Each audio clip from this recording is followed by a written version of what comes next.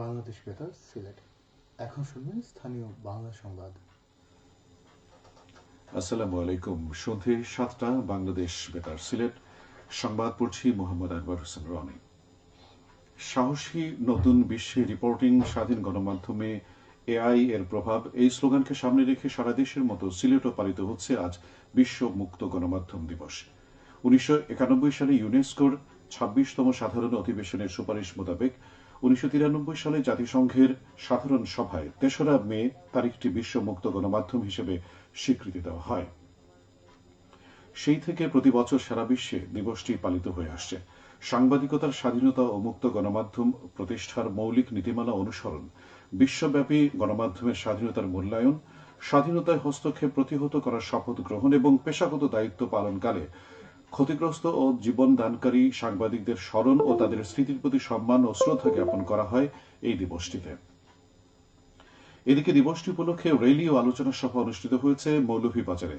জেলা press club প্রাঙ্গণ থেকে বের করা হয় বর্ণাঢ্য র্যালি। পরে প্রেস ক্লাবের সম্মেলন কক্ষে অনুষ্ঠিত হয় আলোচনা সভা। এতে বিভিন্ন রাজনৈতিক দলের নেতৃবৃন্দ, প্রিন্ট, ইলেকট্রনিক ও অনলাইন মিডিয়ার সাংবাদিক, সুশীল সমাজের গণপ্রতিনিধি সহ উপস্থিত ছিলেন সাধারণ মানুষ। সাবেক প্রধানমন্ত্রী ও বাংলাদেশ জাতীয়তাবাদী দল বিএনপির চেয়ারপারসন খালেদা জিয়া যুক্তরাজ্যে চিকিৎসা শেষে আগামী 5ই মে সোমবার দেশে ফিরছেন। ওই দিন সকাল 9টায় সিলেট ওসমানী আন্তর্জাতিক বিমানবন্দর হয়ে ঢাকায় ফিরবেন তিনি। তার সঙ্গে 2 পুত্রবধূও দেশে আসছেন। খালেদা জিয়াকে স্বাগত জানানোর জন্য দলীয় নেতাকর্মীদের বিমানবন্দরে উপস্থিত থাকার আহ্বান জানিয়েছেন জেলা বিএনপির সভাপতি আব্দুল কাইয়ুম চৌধুরী ও সাধারণ সম্পাদক অ্যাডভোকেট ইমরান আহমেদ চৌধুরী। দেশে ও সৌদিতে অবস্থানকারী বাংলাদেশিদের অনুমতি ছাড়া হজ পালন না করার জন্য অনুরোধ জানিয়েছেন ধর্ম মন্ত্রণালয়। সুষ্ঠু ও সুশৃঙ্খল হজ ব্যবস্থাপনা, হজ যাত্রীদের কল্যাণ ও বাংলাদেশ ও সৌদি আরবের মধ্যে বিদ্যমান বন্ধুত্বপূর্ণ সম্পর্ক বিবেচনায় এই সিদ্ধান্ত নেওয়া হয়েছে। এছাড়া চলতি হজ মৌসুমে ভিজিট ভিসায় মক্কা কিংবা সেদেশের পবিত্র স্থানসমূহে অবস্থান না করতে পরামর্শ দেওয়া হয়েছে। হজ বিধিমালা অমান্যকারী ভিজিট ভিসাধারীকে যে কোনো ধরনের সহযোগিতা না করার জন্য পরামর্শ দেওয়া হয়েছে। হজ পারমিট ছাড়া কেউ হজ পালনের চেষ্টা করলেই তাকে সর্বোচ্চ 20,000 সৌদি রিয়াল জরিমানা গুনতে হবে। এ কাজে সহায়তা করলেও রয়েছে 1 লাখ রিয়াল পর্যন্ত জরিমানার বিধান। সৌদি সরকার আরও জানিয়েছে, যদি কোনো বিদেশি নাগরিক নির্ধারিত সময়ের অতিরিক্ত সময় অবস্থান করে কিংবা বৈধ অনুমতি ছাড়াই হজ পালনের চেষ্টা করে, তাহলে তাকে দেশ থেকে বহিষ্কার করা হবে এবং পরবর্তী 10 বছর তাকে সৌদি আরবে প্রবেশ করতে দেওয়া হবে না। জিলকদ মাসের 1 তারিখ থেকে জিলহজ মাসের 14 তারিখ পর্যন্ত এই বিধান কার্যকর থাকবে।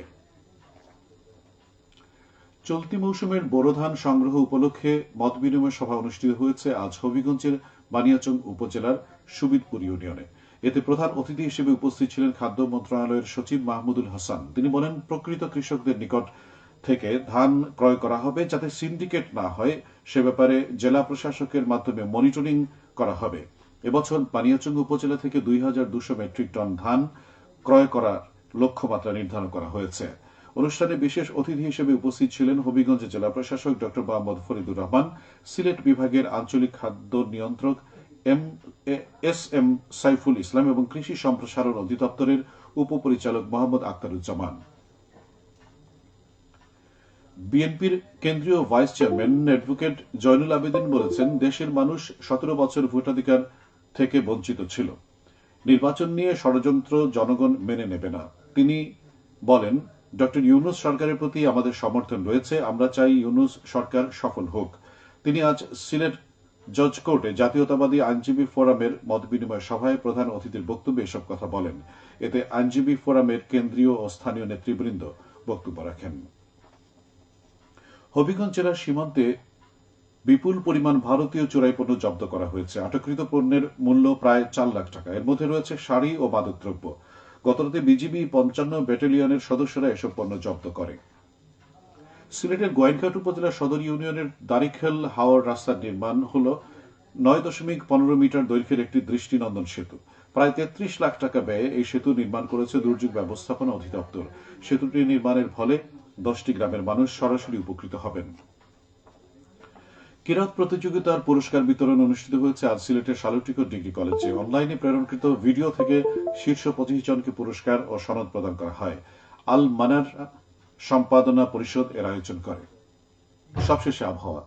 রাত 1টা পর্যন্ত পূর্বাভাসে বলা হয়েছে সিলেট সহ পার্শ্ববর্তী এলাকার জন্য কোনো সতর্কবাণী নেই এবং কোনো সংকেত দেখাতে হবে না। আজ সিলেটের সর্বোচ্চ তাপমাত্রা ছিল 33.8 ডিগ্রি এবং সর্বনিম্ন 21.4 ডিগ্রি সেলসিয়াস। বাতাসে আর্দ্রতা ছিল সকালে 61 এবং সন্ধ্যায় 65%। আগামীকাল সিলেটে সূর্যোদয় হবে 5টা 16 মিনিটে এবং সূর্য অস্ত যাবে 6টা 24 মিনিটে। সংবাদ শেষ হলো। পরবর্তী স্থানীয় সংবাদ প্রচারিত হবে আগামীকাল সকাল 8টা 10 মিনিটে।